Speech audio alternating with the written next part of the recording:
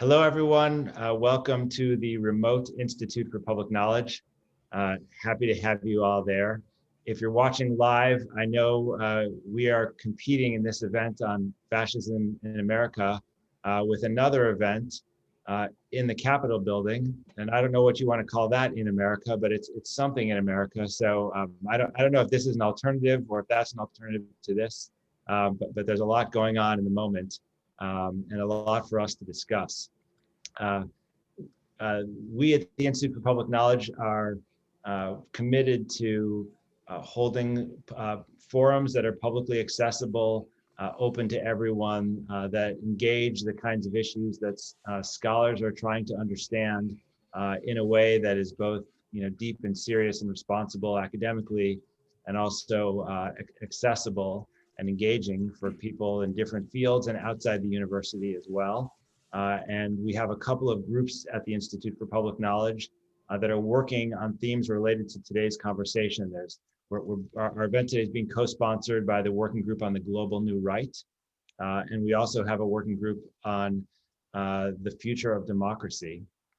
And for those of you who are interested in the Institute for Public Knowledge and our research projects or our public events, please go to our website and sign up for our newsletter.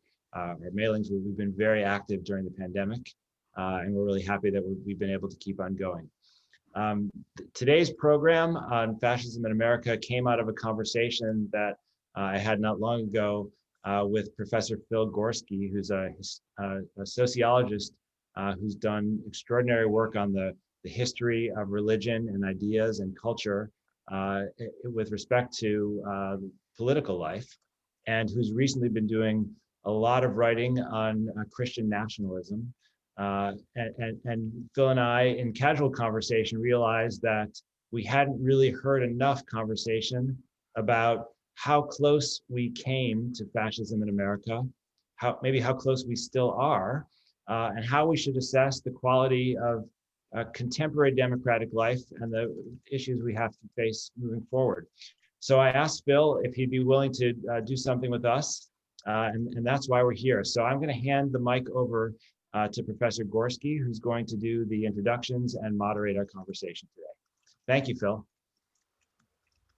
Well, thank you, Eric, and also thanks to Jessica Coffey and the other folks at IPK who did so much organizational work on this.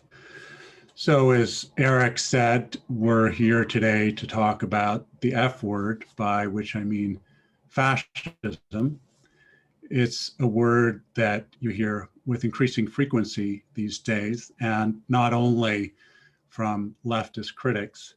Steve Schmidt, former campaign director for John McCain and one of the co-founders of the Lincoln Project, recently referred to the movement at the Capitol during the insurrection as a fascist movement as well. And I can't think of much more of a more distinguished and interesting group of scholars to talk about this phenomenon than the people we have here today. I'll briefly introduce our four panelists. Sarah Churchwell teaches history at University College London and wrote an incisive history of the America First movement during the early 20th century. Sam Moyn teaches law and history here at Yale and has written a number of highly influential books on the history of human rights. Melissa Murray teaches law at NYU and is, in the broadest sense, a scholar of equality and constitutional law. And finally, Jason Stanley teaches philosophy and also education studies, if I may give a small plug, and has recently written a series of books, not only on fascism, but more broadly on language and politics, which is at the center of his interest. So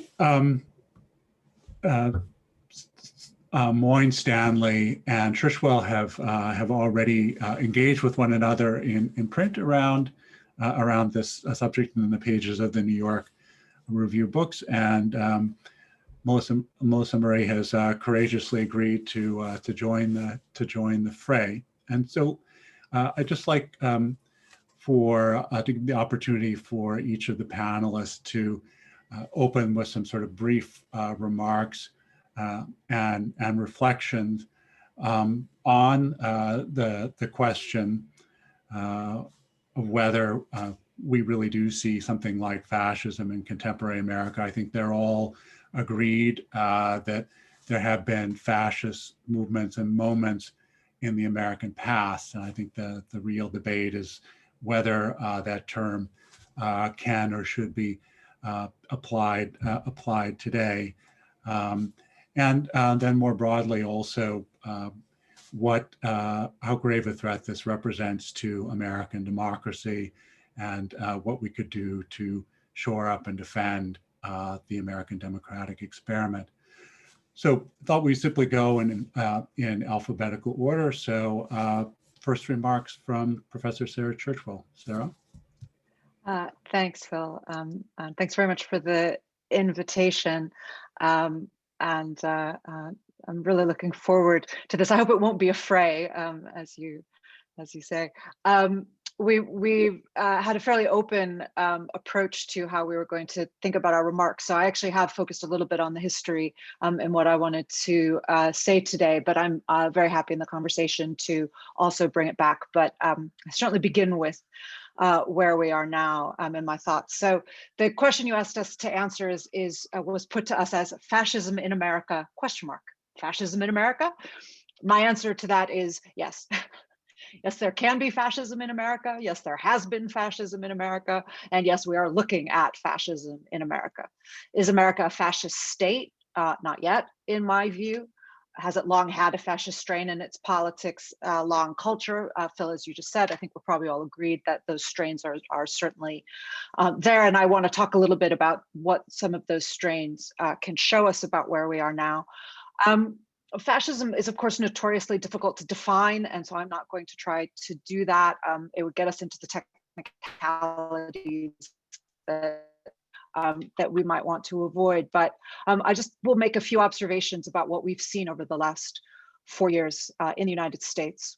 We've had the military attacking peaceful protesters, a private army paid for by the leader's enablers, paramilitaries mobilized by the leader, separatist flags, not just the Confederate flag and the Nazi flags, but also the thin blue line flag that support the leader. We've had the delegitimization of political opposition. We've had the demonization of political opposition, the refusal of a peaceful transfer of power, the attempt at overturning the election, the attempt to co-opt the military, the attacks on the free press, the concentration camps, the eugenicist, nativist xenophobia, the fetishized masculine of strongman, the demagoguery, the cult of the leader, the nostalgic agrarianism, the cults of tradition, the demonization of critics and of the free press, the hostility to intellectualism and modernism, the racialized sense of economic grievance, the exclusionary defenses against contamination, the counter-revolutionary corporatism, the stuffing the courts with unqualified ideologues, the big lie, the stab in the back, the seditious putsch, and now the embedding of the supporters of that putsch in democratic government. I mean, I find myself a little bit stymied that we're still asking the question, to be honest. How close did we come? So close that we're not over it yet. And in my view, it's a mistake to think that Biden's election means we're out of the woods. Far from it. I mean, as you say, we are competing with an event right now in the Capitol to decide whether the nation will even respond to all of this in any kind of official way. And as we all know, there are very active debates about to what degree any members of Congress should be held accountable for the various ways in which they did support and continue to support any or all of those aspects that I just listed. And I don't think I was comprehensive there, although I did my best to come up with as many as I could. So even to ask the question presupposes that there's something dubious about it, fascism in America, as if we still need to ask whether that's even possible, which, you know, I would say as a scholar, first and foremost, of kind of American studies, it seems to me already foundationally an exceptionalist question. Why not fascism in America is another way of answering the question. If we think fascism can happen anywhere else, why not fascism in America? Of course it can happen here. And as I say, I think we are watching something that is demonstrably fascistic, and that's how I've used it before, taking power. We are watching a fascistic order pulling itself together. And as far as I can see, it hasn't been stopped yet, and the ousting of Donald Trump is neither necessary nor sufficient for making sure that fascism will not take hold of our government. When fascism emerged in Europe in the early 1920s, it was also seen to emerge in the United States at the same time, and no one really disputed that at the time. There wasn't the exceptionalist argument. It wasn't raised. They didn't say this can't be fascism happening in America. That was a post-war revisionist reading of the interwar period that said fascism could never really have taken hold. But in fact, as the second Klan was gaining traction in the early 1920s, at exactly the same time that Mussolini was gaining power in Europe, as I and other people have shown, it was instantly understood as an American fascist movement. They called the Klan American fascism, and they called Mussolini an Italian version of the Klan. When we talk about the Klan and its relationship to fascism, and indeed to Donald Trump in both directions, I think it's really important to remember that the second Klan was not just white supremacist. It was launched in anti-Semitism with the lynching of Leo Frank in 1915. It was evangelical, it was anti-Catholic. And those are important aspects of it for us to always bear in mind. Henry Ford's International Jew helped influence and justify Hitler's and Goebbels' own uses of the protocols of the Elders of Zion. This transnational exchange of ideas between conspiratorial American anti-Semitism and European anti-Semitism is very well known in the history, very well established, in the audience will be really familiar with this. In 1923, Hitler declared that he expected Ford to be the leader of the growing fascist movement in America. And that same year, the leader of the American Legion notoriously declared that the American Legion is to the United States what the fascisti are to Italy. So making exactly the same kinds of comparisons. It was an American, Madison Grant, who coined the phrase master race in his wildly popular 1950 eugenicist white supremacism. And Hitler called that book his Bible.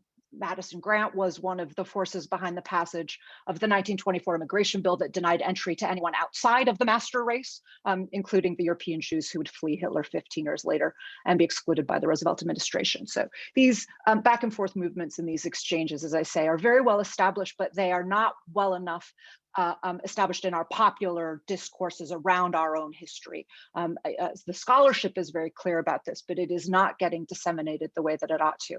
I'm going to make two more points and then I'll stop. When the Klan went into decline in the 1920s, it was succeeded by a series of groups that declared their allegiance to an avowed American fascism. By the early 1930s, there were dozens, if not scores, of self-identified fascist groups in the United States. And many of them are better rumors. People talk about the German-American Bund, maybe William Pelley's silver shirts, who modeled them on the brown shirts. But again, I want to just give a little list here to give a sense of the kind of scale of what we're talking about. There were, and again, this is not a comprehensive list, but it's one that I just put together. So we've got by the early 1930s in the United States, we had Atlanta's black shirts, which were also known as the American fascists, the silver shirts, who were explicitly modeled on Hitler's brown shirts, the white shirts, who were also known as the American fascists, the black helmets in Indiana, the khaki shirts, who called for an insurrectionist march on the Capitol, which hopefully gives us, in a shorthand way, a sense of what I'm saying, the continuities there are. The dress shirts, the gray shirts, they were joined by the Black Legion in the upper Midwest, the White Legion, also avowedly fascist, at times violently homophobic, the Order of 76, the American Gentiles, the Knights of the Flaming Heart and the Purple Robe, the Black Legs, defenders of the Christian faith, Father Christian members called themselves the Brown Shirts. Now, some of these movements were fringe, of course they were, but you know, Father Coughlin's radio show, when he justified Kristallnacht in 1937 as a reasonable response to the so-called Jewish communist plot that that had been, you know, that was supposed to take over Germany, that justification of Kristallnacht was listened to by 22% of the American public in 1937. He was enormously popular. And the Saturday Evening Post, the most popular magazine in America in the 1920s and 30s, praised Mussolini throughout that period. If this all sounds like ancient history, it isn't. And again, I'll just give one simple example. Let's just remember that Donald Trump's father, Fred Trump, was an adult in the 1920s. He was arrested along with Klansmen in 1927 in Queens at a Memorial Day parade riot, and he was notoriously racist. My point is that we only have to go back one generation. Could Donald Trump have absorbed this culture at his father's knee? Of course he could have. Ford was circulating this stuff to every house in America, and that's the point. By the mid-1930s, the idea that the version of white supremacism in America that was taking hold was recognizably a fascist movement was an observation that was made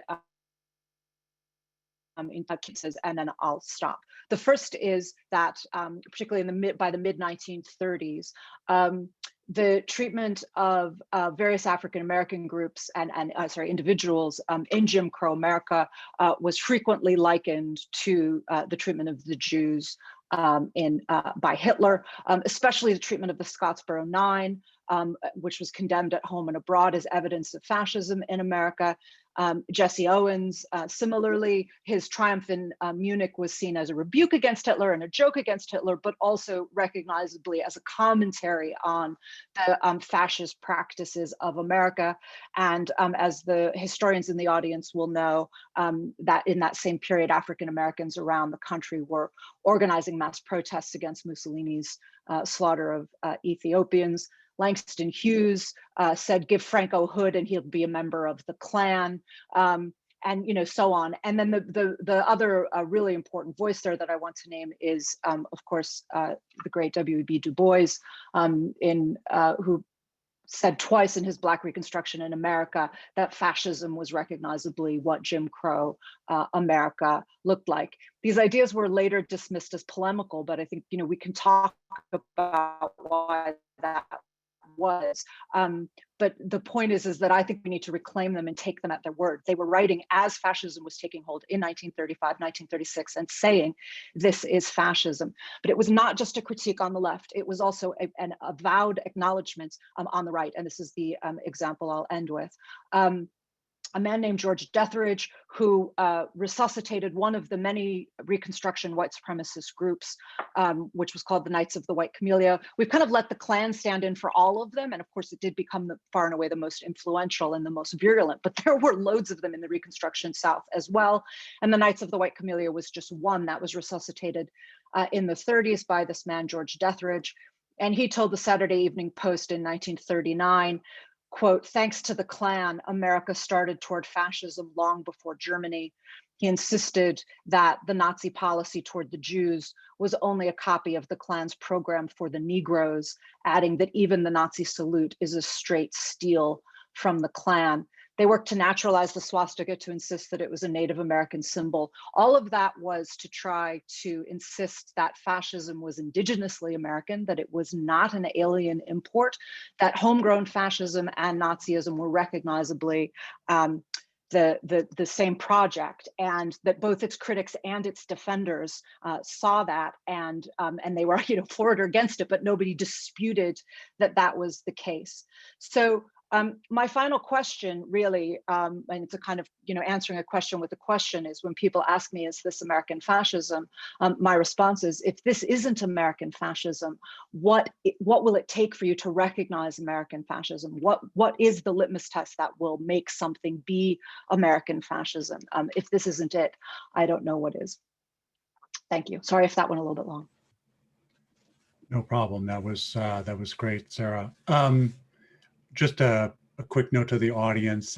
If you do have questions that you'd like to pose to the panelists during the Q&A section to follow these introductory remarks, you can already put them in the Q&A box.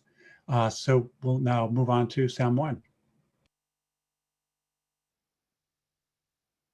Hi there. I'd like to begin by just acknowledging that I'm an amateur on the panel relative to a great historian of fascism, like Sarah, a great philosopher of it. Like Jason, this is not what I work on. I've raised a few questions about the topic and glad to be dragged back into it. So half thanks for that to Phil. I want to begin by saying that whatever realities the American fascism talk refers to, and I think there are some, it's also a discourse, potentially our discourse.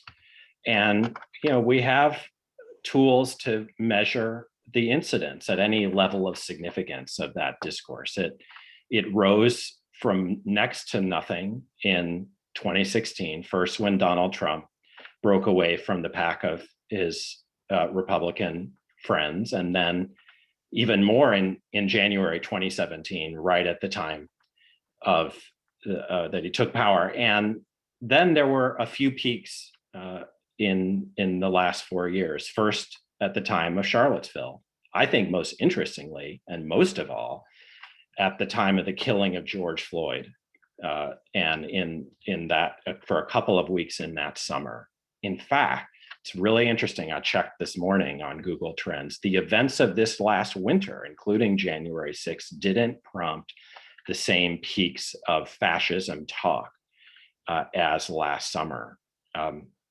So I think there's an opportunity for interpreting fascism talk, not just measuring how it fits reality, because that interpretation has to be about us, those who are tempted to use it. I'll just begin by saying that you would have to begin by noting the coincidence of the talk with the big shock to the system of American partisan politics that took place in 2016, at which point it began to be proposed as a frame for interpreting it. What's at stake is not whether there are some scary things out there, because there's no debate about that. I totally agree with everything Sarah's just said.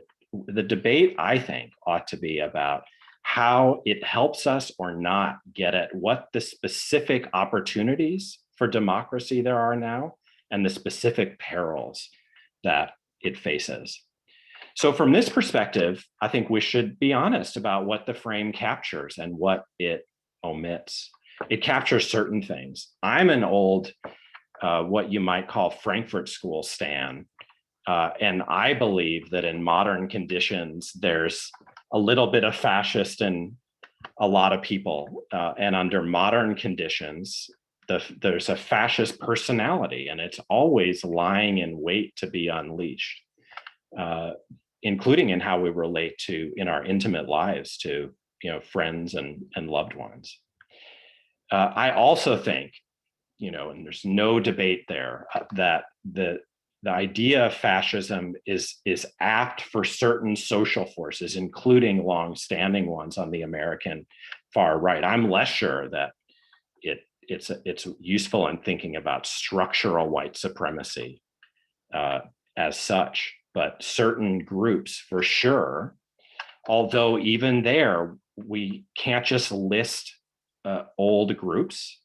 If we're trying to reckon with the present, we have to get into how many people we are talking about now. How many of those 70 odd million voters in the last round. I want to concede also, and it's not even a concession because I've never believed otherwise, that you might look at fascism theory to single out and get some perspective on some of the more kind of abnormal features of Trump's leadership style. So all that is, I'm on board, but I think the frame also misses or marginalizes some things. And I'll just list three and then conclude. First, I think the 2016 primary and general elections, for all their danger, were also a story about the loss of elite control of the parties, not just the Republican Party, although that one most graphically. And it testified to a certain set of emerging possibilities that had been kept peripheral or quarantined in the case of far-right forces before. And that's a story of emergent risk.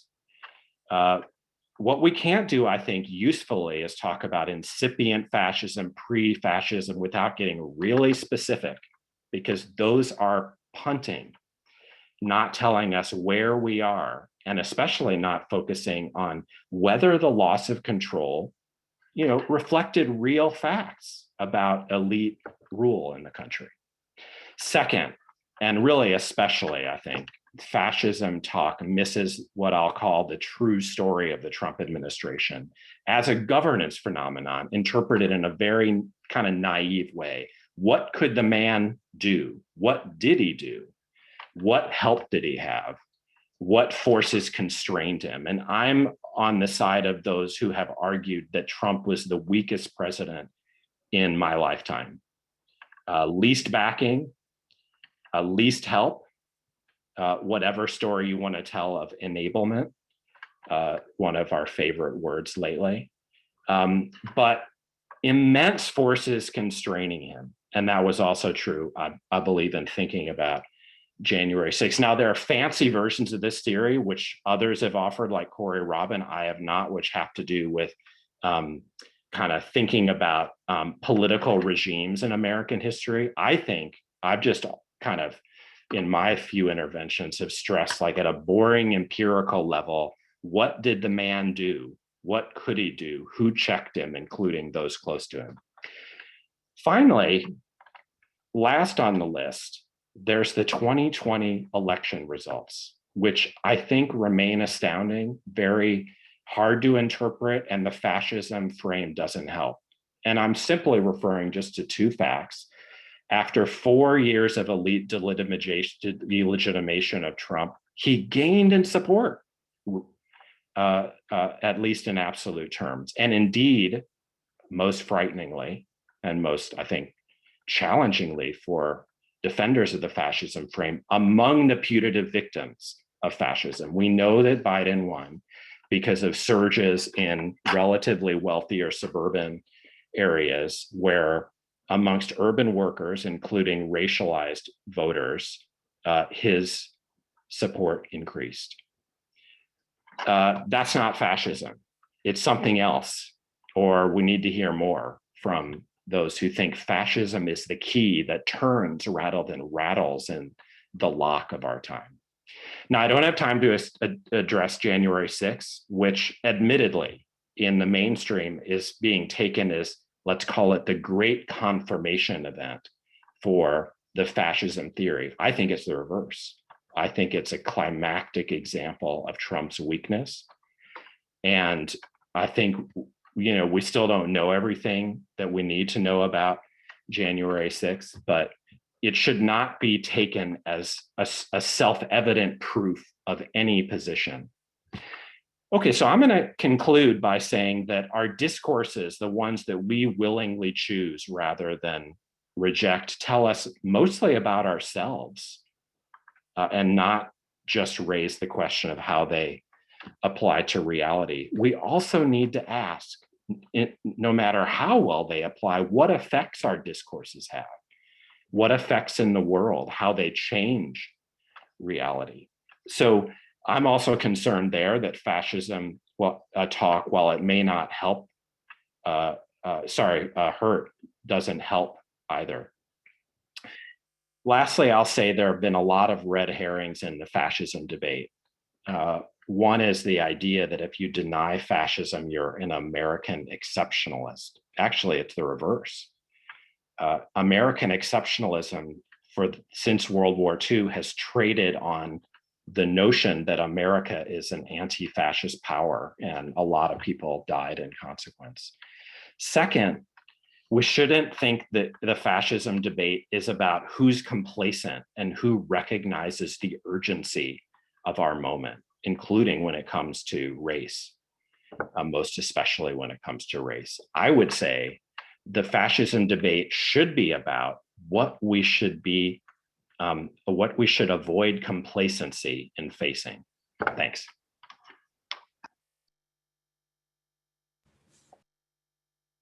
Thanks so much, Sam. Melissa Murray. Great.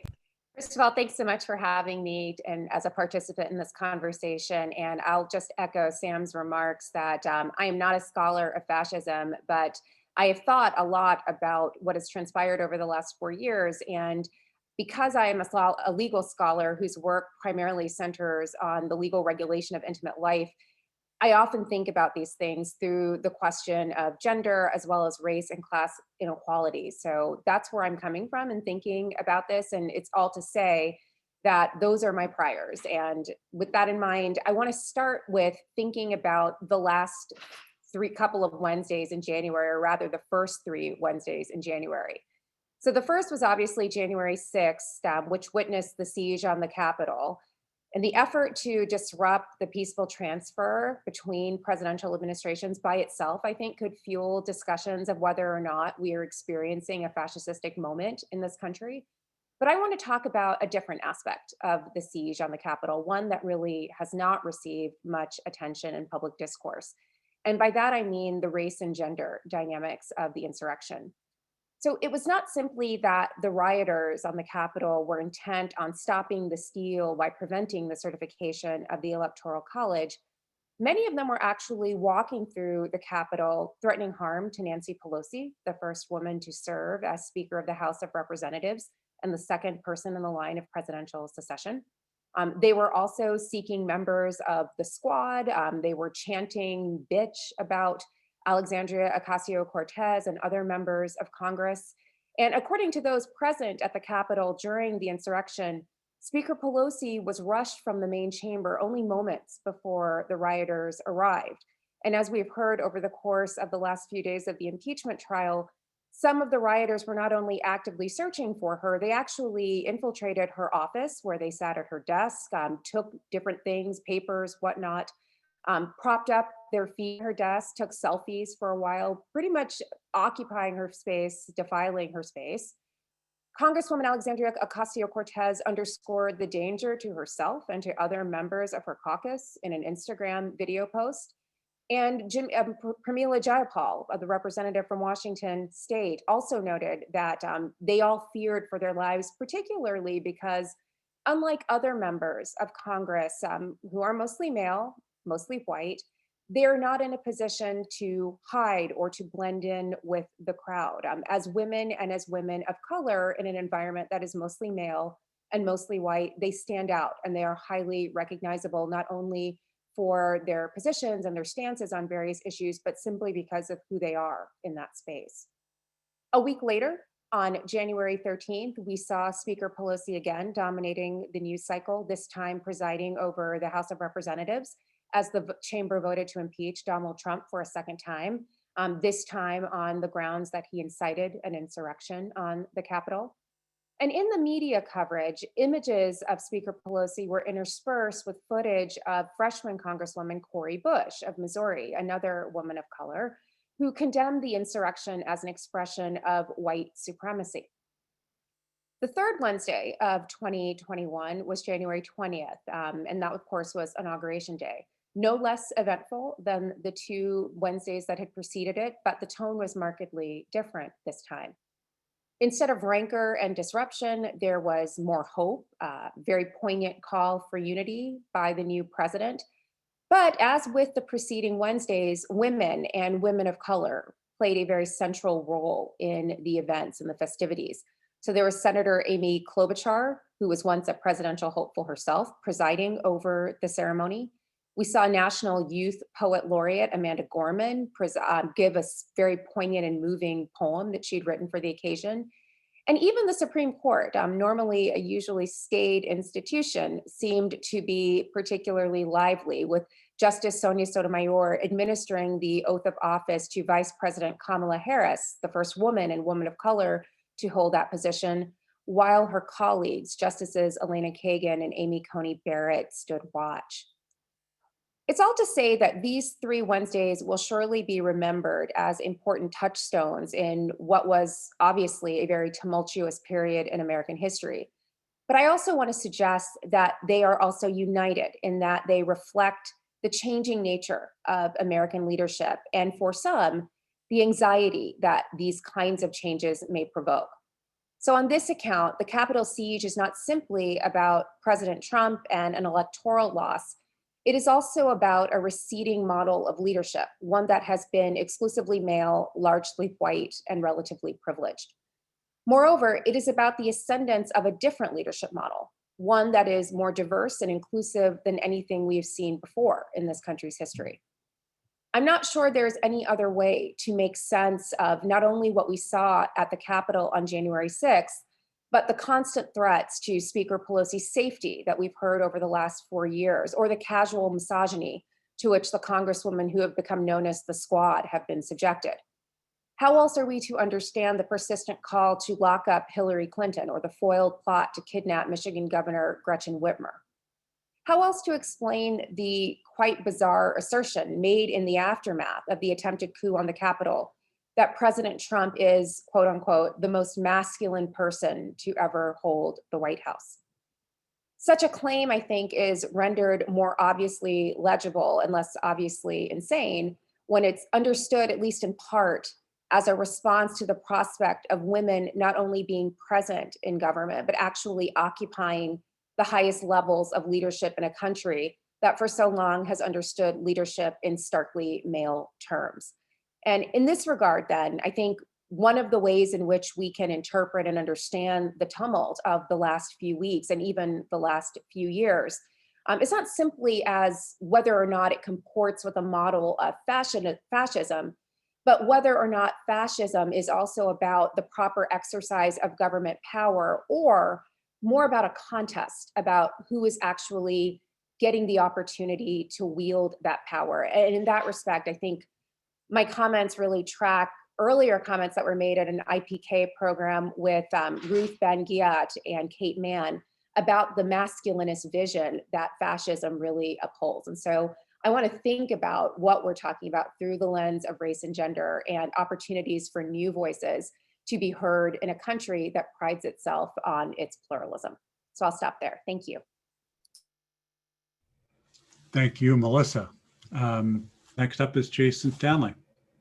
Thank you very much. I'm tempted to build on the comments of all three, those brilliant, very useful framing comments, but I'm going to go back to my original presentation instead. And I do think I can't resist after Professor Murray's comments, just to note that we need some structure that tells us about masculinity, race, power, the patriarchal masculinity.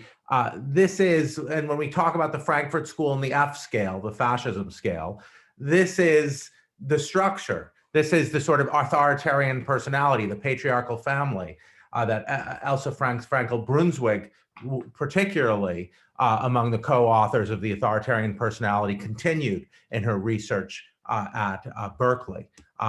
So I too consider myself in this sort of Frankfurt School tradition. I'm a philosopher, not a historian. I've learned from Sarah Churchwell's book immensely and our friendship, and I've learned from Sam Moyn's pushbacks immensely, and I'm very grateful to both of them for really the views I have today. So I'm going to begin by framing what I thought Sam was going to say as the challenge, and then try to challenge myself, or try to challenge, like Professor Churchwell, challenge the fascism frame, and frame this question of say what I think the challenge is from fellow leftists, and try to address the best version of that challenge. So here's what I take the challenge to be. Here's oligarchy. Oligarchy is a system where you've got some people who are in power because the people who are in power because of their mass wealth and power. I mean, not oligarchy, of course, rule of the few in the Greeks, but contemporary oligarchy, massive, people with titanic amounts of wealth. And oligarchy, and what kind of system is oligarchy? Well, oligarchy involves sort of a dual economy. It involves a normal, for the ordinary people, it involves like a normal economy where they go about, normal capitalist system works so oligarchs can get their companies going. But there are special rules for oligarchs, and there are special punishments for the oligarchs' enemies and competitors. So a culture of oligarchy centrally involves this kind of dual economy. What are the sort of features of oligarchy? Well, a few people, loyalty, connection to the oligarchs gives you this kind of special privileges into the special economic system. It runs by loyalty, lack of transparency. You want to keep the oligarchs' wealth secret, so there's no transparency. Now, what's fascism? I'm not going to define it in full here. I'll just give a rough characterization. Well, it's a cult of the leader who promises, a masculinist cult of the leader who promises national restoration in the face of supposed humiliation by movements for social justice, by minorities, women, Jews, homosexuals, and behind them, communists, radical leftists who are pushing these social justice movements. The leader promises that only he can restore the glory of the nation. And his political party is a political party that has fealty to him, who's going to return us to some kind of, to past ideals realized in what Jeffrey Hirsch calls reactionary modernism, some kind of militaristic technological future, male dominated and by the dominant group. So these two look like very different things. And here's what I took the challenge by people like Sam to be. You're really changing if the problem is oligarchy, you're really changing the subject when you shift it to fascism. And you're absolving the billionaire class. If the problem is oligarchy, then you're changing the subject. These are two different topics, and I agree they're two different topics. However, I want to defend the fascism frame and the fascism analysis, not in a historical way, but in a conceptual way. I think that that oligarchy, which is something Sam challenged me to do for this presentation after our last debate. So I think that for oligarchy, I'm deeply influenced by the Black radical tradition that Sarah Churchwell drew our attention to. So this influences my work, my analysis. So when you look at, there's an incredible, Sam initially in our interchanges was always talking about fascist regimes. I'm like, who's talking about fascist regimes? That's the worry. We want to prevent a fascist regime. So we want to prevent fascist regime from developing. How do we do that? Well, we recognize fascist forces. Now, Toni Morrison in 1995 has an incredible speech called Racism and Fascism. And she says, the United States has often preferred fascist solutions to national problems. So let's think about that. Let's think of fascist solutions to national problems. And in there, she's talking about mass incarceration, incarcerating the enemies of the state, the political enemies of the state, the racial or religious minorities. She's talking about that as a fascist solution. She says the United States has often preferred that. So I think we should accept that we have that as a background condition here. A very clear, the United States is the highest incarceration rate in the world. In 2014, when I last did the numbers, Black Americans, 38 million people were incarcerated, were almost 10% of the world's prison population. I'm not sure another time, very few other times in history where such a tiny group composed that. And you might say, well, they weren't, communists or revolutionaries. They were just, they did crimes because of economic problems. But my colleague Elizabeth Hinton, in her forthcoming book, is arguing that since the 1960s, what we've seen is thousands of revolutions, some larger, like the '92 Rodney King protests, that are essentially political revolutions against a militarized police force. So why do you have a militarized police force in American cities? You have a militarized police force in American cities because of massive economic inequality. This massive economic inequality that goes along racial lines requires a massive military police force to keep apart the fancy neighborhood like the one where Sam and I live, Professor Moyn and I live, from the other neighborhoods in New Haven. And this is a fascist solution to a national problem. We've had colonial wars and veterans returning and coming back into our police forces. We have all these conditions. And now we have, so oligarchy leads to fascist solutions to national problems. The dual economy of oligarchy is reminiscent of Frankel's distinction in The Dual State, his 1941 book, of a normative state, the laws for everyone else, and the prerogative state, which targets enemies and has its own. It's like the dual systems of justice that Du Bois discusses in Souls of Black Folk. So we have this structure, the dual systems of justice, the dual states discussed by Frankel, underscores Professor Churchwell's comments about the overlaps between the Jim Crow South and the structure described by Frankel. Now we have a party that seeks one-party rule. It's gone back to the Jim Crow strategies that I think we can all agree are examples of American fascism. Voter disenfranchisement. I don't need to list through, if you can see right now what the Republican Party does. The issue about weakness versus strength is not relevant because you can have a weak fascist. So my concern is not Donald Trump, it's that the conditions, elite betrayal, and I'm going to conclude by talking about the usefulness of the fascist frame. When does fascism come? When you have elite betrayal, a good case for elite betrayal. We've got a great case for elite betrayal. The Iraq War, the financial crisis. We've got, what emerges in conditions of elite betrayal and enormous economic anxiety and racial division and a racial target that you can, aim your resentment at. What emerges from that is either radical revision that can go in one of two directions. It can go towards, addressing those problems, or it can go towards fascism.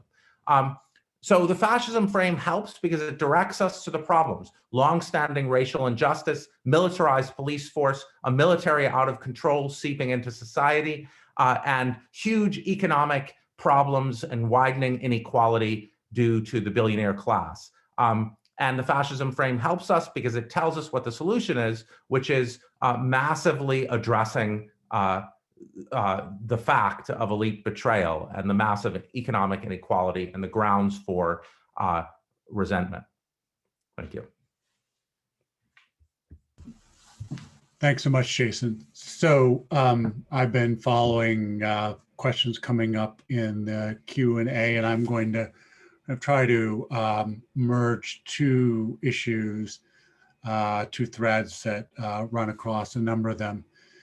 So one is conceptual, and that simply has to do with why the term fascism as opposed to white supremacism or Christian nationalism or right-wing populism. So do we see those as alternative descriptions of the same thing, or do we see those as overlapping circles in a Venn diagram, or do we see some of them as simply improper descriptions of what we see going on?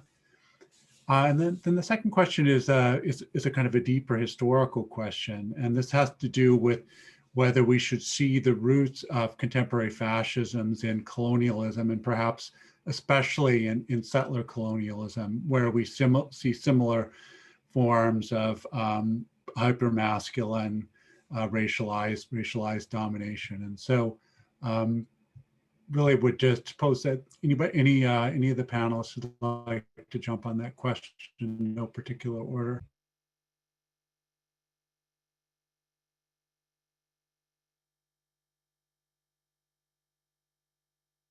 Sorry, Sarah. I don't, but you seem to mute as I was. Thank you. Sorry. So to the question about how we distinguish. Sorry, lower my hand. It's very distracting. Distinguish between fascism and white nationalism or Christian nationalism. I should begin by saying it was very kind of Sam to promote me to being a historian of fascism. I'm not sure the historians of fascism agree with you.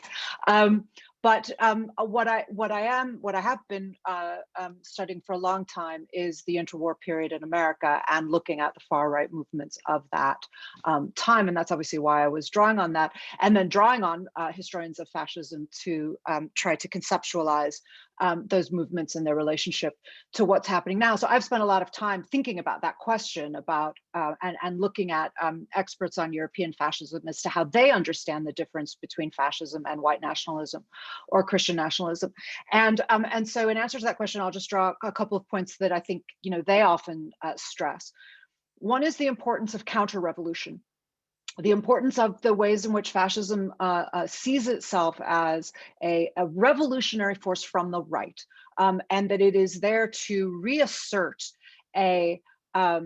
what it sees as a nationalist norm that has been lost in this kind of decadent turn to modernity.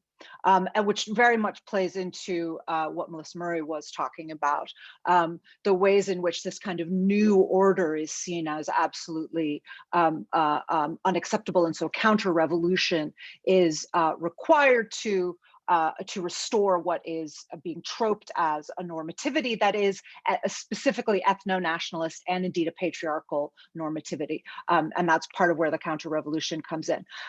There are two other points. One comes from Eric Hobsbawm in his great book, The Age of Extremes, in which he said that the major difference between the fascist and the non-fascist right was that fascism existed by mobilizing masses from below. Fascism gloried in the mobilization of the masses and maintained it symbolically in public theater. And I think we can definitely see that strain in Trumpism and certainly in the recent insurrection. But also George Moss in his history of fascism noted, and I think this is a really examined aspect of it, is that fascism transforms spectators into participants through political violence. And again, I think we're seeing that. And it's not to say that white supremacism or Christian nationalism couldn't do that, but that some of the things that that differentiate fascism beyond the obvious points about eugenics, about and I did list them, very rapidly at the beginning. There are some of the characteristics that I was listing that are not necessarily ones you would expect to see in white supremacism or in Christian nationalism. And one way that we try to answer the question sometimes is through this kind of taxonomy. Now that's problematic in various ways, but to try to kind of think through the issues. And the final point that I'll make, and I'll let somebody else speak to the colonialism point because I've spoken too long, but that the question, then saying that, I lost track of what the last thing I was going to say. So I'll stop there and see if that final point comes back to me. Okay, so, Sam, you wanted to jump in. Yes, just briefly, I think the questions are useful because to me, they point us to the danger that if everything is fascism, then the category is, not discriminating in any useful way. I just want to preserve a space in which not everything bad is fascist. And it's an analytical space, but it's also an important moral space. So, to take up mass incarceration, which Jason referenced, well, the Democrats were very, much participants in building it. Were they fascists? In fact, Donald Trump, whom I hate as much as my fellow panelists, if that's possible, was involved in the First Step Act, which is more than any president has done. in recent history to at least strike some kind of blow, even certainly relative to Barack Obama, against mass incarceration. I completely agreed with what Melissa said, with one footnote that class inequality increased during the pandemic, is increasing, and I'm not for condemning alternatives to a class-free representational politics as fascist, because I strongly agree with Jason that we need to get at whatever we're going to call this thing, at the structural foundations, and those have to inflect class, not just, although principally, gender and race, which have been stories of subordination that are eternal to date. And if eternity is fascism, then I'm just not sure we're at a useful point analytically. Could I weigh in? Because I think there's a little bit of straw manning going on. So certainly there's no issue that I'm no one, this constant talk of is this person fascist, is that person fascist? The question we're asked to debate is American fascism, ? And we're asking whether or not the conditions, the situation makes American fascism more or less likely. I wasn't asked personally to debate like who's a fascist, or I was asked to debate whether this is a risk in America. I think that fascism involves a cult of the personality, a one-party state. I don't think, these are elements that I think the Republican Party has been pushing and advancing. Trump added a kind of cult of the leader. The Republican National Convention was just whatever Trump wants. And the Republican Party has been pushing for a one-party state. Of course, I'm not saying, as I said, Tony, the Democrats definitely are equally responsible, if not for mass incarceration. I don't think the First Step Act Trump took, that was cynical. Trump's involvement in mass incarceration from Central Park 5 on, for the death penalty, the federal death penalty, more people were executed. That was savage. That was savage fascist spectacle. The First Step Act, we know from the background discussions that he was annoyed by it, that Kushner was pushing it, the globalists in the administration. So I'm not, but yeah, those things, since we're asked to address American fascism, what I'm saying is that we have these preconditions. We have a huge police state, militarized police force, massive incarceration, racially directed. We've got elite failure. We have a cult of now we have added to that a cult of the leader, gerrymandered elections, return to Jim Crow voter issues. And so that's the kind of, and that makes me worry about, a Tucker Carlson leading us forward. So I'd like to pick up one theme that's that's come up. Melissa, did you want to speak to the question to Melissa? Please go ahead. I guess I just wanted to weigh in. I think there's a similar kind of conversation that occurred in the legal academy, probably around the late 90s and early aughts, and it was, I think, rooted in Eduardo Bonilla Silva's book, Racism Without Racists. I think part of what we're asking here is, can you have fascism without fascists, or even the inverse? Can you have fascists without fascism? And I think that's the question that everyone is kind of honing in around here. That's a great point. I guess I want to sort of pick up on something in a way that that you raised also, Melissa, and maybe ask you to open with some comments on it. And that is sort of a broad set of themes around historical memory, civic education, democratic culture, which is to say, what role can people as scholars, people as intellectuals, people as citizens play in sort of reimagining our history, teaching it differently, unrepressing things that have been repressed, as a way of opening up some of these possibilities, sort of sense in which we might actually have some also democratic possibilities that have been opened up by the present moment, as Sam noted. So I think it's a terrific question. I think one of the attendees in the chat mentioned that as a child in post-war America, she and her classmates were inoculated against fascism through sort of, I guess, a program, a curricular program that was available to them. And that is, I think, attractive. I will note that I think the post-war period was really specific in a kind of cultural homogeneity that perhaps would not fly today just because of how much more open our culture is. I think there have been really pronounced efforts to diversify or to expand our understanding of the history of this country. I think you can imagine the 1619 Project, for example, being a very popular expression of that impulse. And I think you've seen the backlash to that over the last year. And indeed, the president at the time taking very explicit steps to counteract the force of the 1619 Project with a concomitant 1776 project that would be explicitly about America from a particular founding moment. Even though that may be reversed through executive order with this new administration, we're seeing on the state levels a number of different legislative efforts to rescind funding from schools that teach part of the 1619 Project. We've seen around the country, particularly in the West and the Southwest, efforts to limit funding for ethnic studies at the higher education level. So, I mean, again, maybe we could imagine this as expressions of efforts to control in a way that might be consistent with what our understanding of fascism is. But again, the idea of inculcation of particular values, those two are contested and highly debatable terrain. And there is a child screaming. Apologies. Follow up on Professor Murray.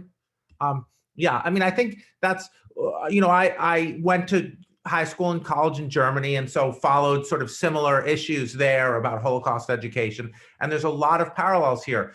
Recently, courts in Germany found that Bjorn Höcke, you can legally call him a fascist without.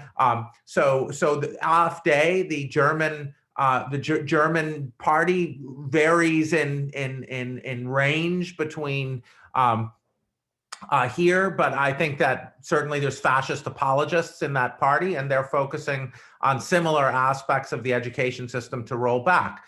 Similar conversations in both countries among people that I think we can legitimately, certainly some of them, call fascist. So I think the patriotic education stuff, I don't think Sam disagrees with this, that the patriotic education stuff is a symptom, a sign, an aspect of what you'd expect here. And it was extremely explicit in the targeting of Nicole Hannah-Jones is the kind of horrific targeting is an example of the kind of repressive targeting of journalists. I'm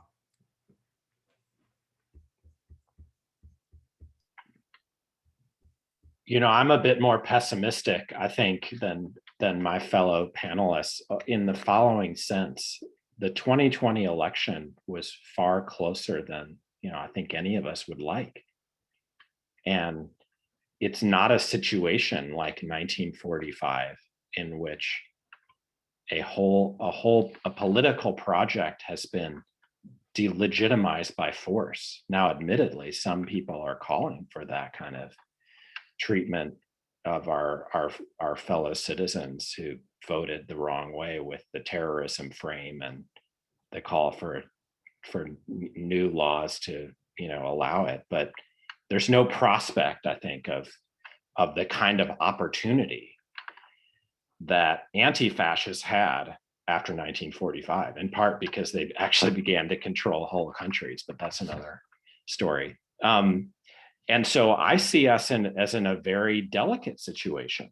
And it's part of the reason I'm wondering, is the best way to get out of this quandary of a divided country to accuse the other side of fascism? I think there are fascists, but to me, the intricate task which our ancestors in Germany didn't have to face is without victory of the total kind that existed in 1945, very carefully distinguishing those we can, convert back to democracy from those who are incorrigible. And I'm just not sure how many the latter are, and lists of organizations from the past doesn't settle the matter. If I may, I think Phil said behind the scenes that I could come in, so I'm not jumping the line. Yeah, I'm not suggesting that lists of organizations from the past settle the matter. They answer the question of American fascism was the point, and the reason that I was putting them out there, and to demonstrate the degree to which some of what they represented are very much still, not just that they have been revived by Trump and his followers. My point is that they have survived all along, that they have deep roots, that this is not an anomaly, it doesn't come out of nowhere. And that's the point, that it just hasn't taken power before. I think that, for me, there's a really important distinction that we need to make between the consistent claims, questions about political utility that Sam is raising, and the question they're not the things necessarily. As the historian,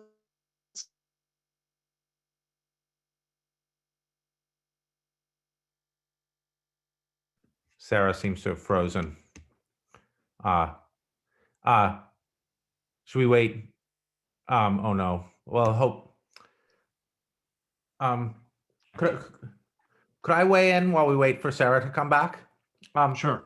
I want to address a couple, I think, straw man positions. One is, I want to just very quickly address this kind of straw man, and like, is everything bad? Two straw man positions. Is everything bad fascist?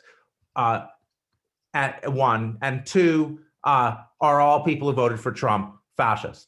I think those are straw men. We should just drop them in the conversation. Nobody says everything bad is fascist. I started my presentation by distinguishing oligarchy and fascism. And the point was to show how oligarchy, which is clearly not fascism, can lead to fascism if you have a one-party state, if you have a racial minority.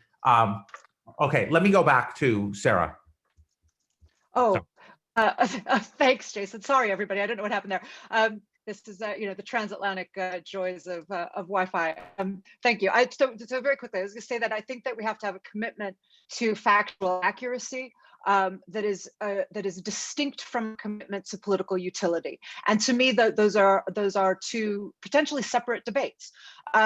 So when I'm asked, is this an accurate assessment of what we are looking at in the United States, I have to say yes. Is there a separate or distinct political question about what we do next as engaged citizens? Sure, and that to me is a different question. Is talking about fascism going to solve the problem is a different question from is this fascism? So I want to make that point first. Secondly, to the point about education, and civic education in particular, one of the not only do I work on the history of America first and its discourses, but also the American Dream and the American Creed and its discourses, and to that point about post-war education and inoculation, the school children of the interwar period, including Martin Luther King Jr., for example, and this clearly the language comes into the I Have a Dream speech, they would recite the American Creed, which was about legitimate government coming from the consent of the governed. And it's hard not to watch what's happening in Washington right now and think that we might be better off if school children were reciting that by heart every day instead of the pledge to the flag, first of all. We now have a senator from Alabama who thinks that his father fought World War II to save Europe from socialism. So the catastrophic failure of the American educational system and historical memory is very real and very alive in our political failures as well. And then the final point that I wanted to make, can you have fascism without fascists? Well, we know you can, because we know how many people voted for Hitler who did not identify as fascists, who did not identify as Nazis, and they voted for Hitler. So, and often they voted for him. I mean, they voted for him as conservatives who felt that he would be, they would make common cause with fascists in order to defeat the left. That was precisely the trade-off that they made. to the point where my favorite anti-fascist journalist, activist of the interwar period, the great Dorothy Thompson, was once heard to shout, "God damn it, they've discovered that Hitler is a good Republican," which is kind of my favorite quote from that debate, right? This kind of cause that the right was prepared to make with fascism and then let it in.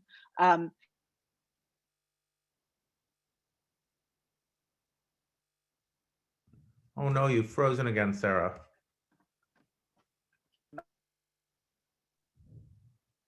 Melissa, would you like to jump in? Yeah. Oh God. She comes again. Sarah?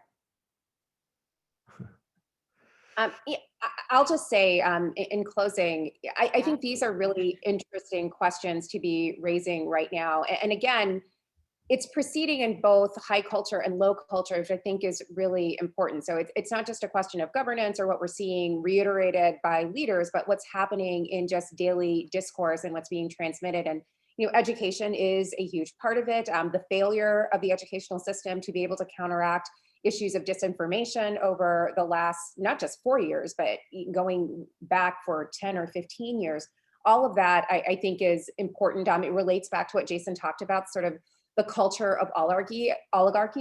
We can think about the failures of education in purely financial terms. I mean, like, it's not surprising that this has happened after a period of serious disinvestment in education. So all of these things are inextricably intertwined, and you don't get to the point where you're debating whether or not you are in a fascist or fascistic moment without having this long line of other events sort of scaffold the road to fascism.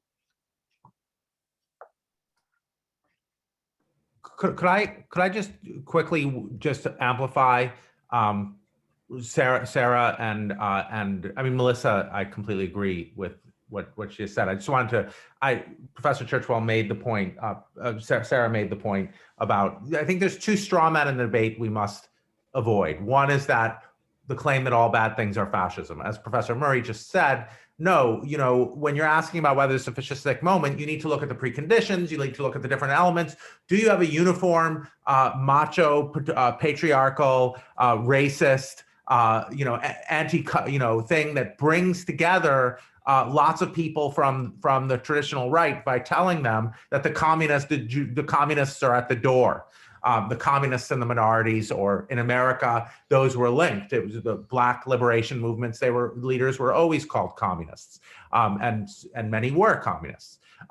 So I think we can clearly see that there are these different elements. And secondly, on Professor Churchwell's very important point, it's a complete straw man. So not all bad things are fascism, but bad things link together and join together and lead to fascism, can lead to fascism. Secondly, not all supporters of fascism are Nazis. I just watched my grandfather's Shoah Foundation testimony, and he said many people who wore the uniform weren't Nazis at all.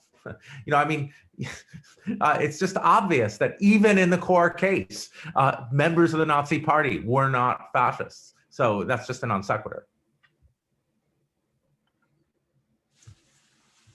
Okay, I'm afraid we really only have 1 or 2 more minutes left here. And so I just want to take an opportunity here to thank all of the panelists for finding time in their very busy schedules to join in this incredibly stimulating dialogue. I certainly learned a tremendous amount from this, and I hope that all of you did as well. So my thanks to the panelists.